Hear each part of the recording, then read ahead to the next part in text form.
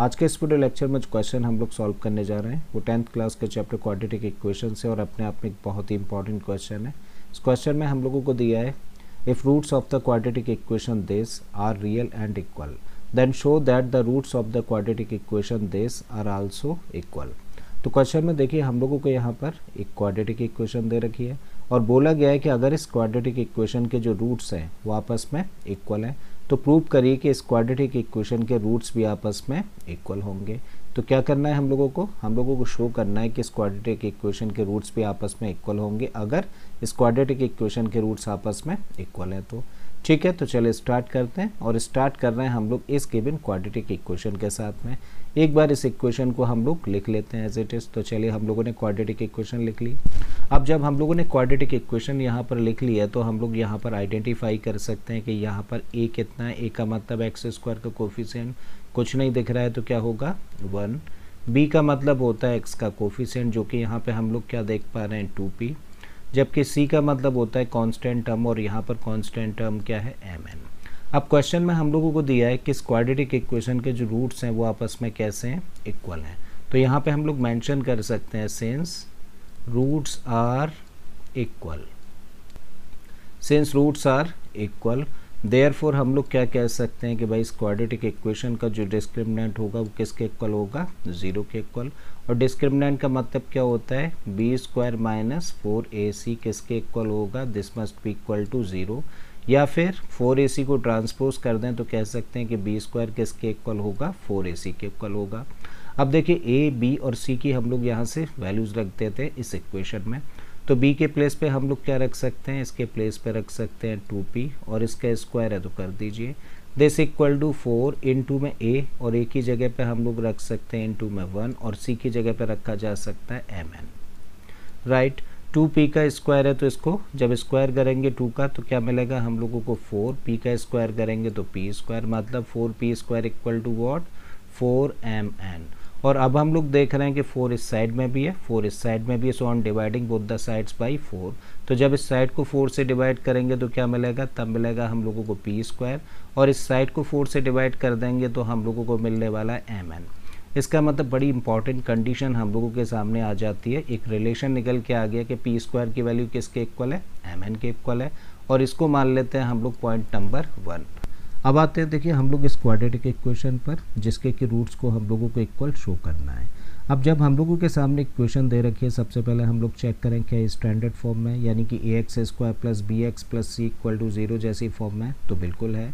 और जब ये स्टैंडर्ड फॉर्म में है तो हम लोग यहाँ पर आइडेंटिफाई करें क्या कि यहाँ पे a क्या है, a का मतलब x² का कोफिशिएंट जो कि कुछ नहीं है तो 1 है। b का मतलब होता है x का कोफिशिएंट और यहाँ पे हम लोग क्या देख पा रहे हैं x का कोफिशिएंट -2 और ब्रैकेट में m प्लस n है।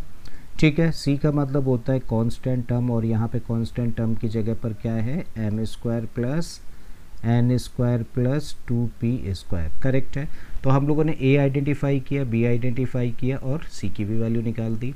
अब हम लोगों को शो करना है कि इस क्वाड्रेटिक इक्वेशन के जो रूट्स हैं आपस में इक्वल है। तो उसके लिए क्या करना होगा, हम लोगों को डिफाइन करना होगा। डी का मतलब डिस्क्रिमिनेंट।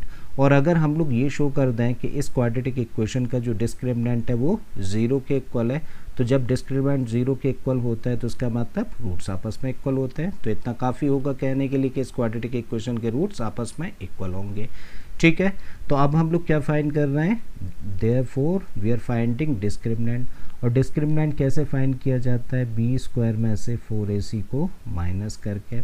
ठीक है, तो देखिए b की जगह पर क्या है, b की जगह पर b की वैल्यू रखते हैं जो कि क्या है -2, साथ में क्या है ब्रैकेट में m प्लस n और b का स्क्वायर है तो इसको ब्रैकेट में रखें और इसका होल स्क्वायर कर दें।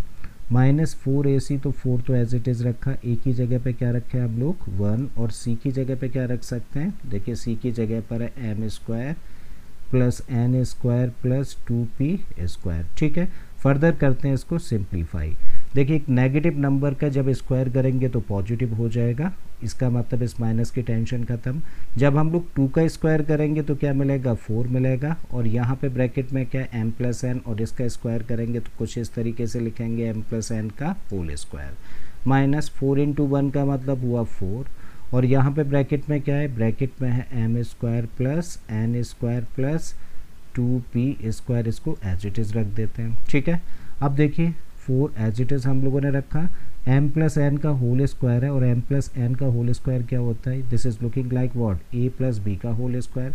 तो a प्लस बी का होल स्क्वायर होता है a square plus b square plus 2ab। Expand कर देते हैं तो यहाँ पे लिख सकते हैं हम लोग m square plus n square plus 2mn, correct है। -4 एज इट इज़ हम लोगों ने रखा और ब्रैकेट में क्या है m square plus n square, इसको एज इट इज़ रखिए।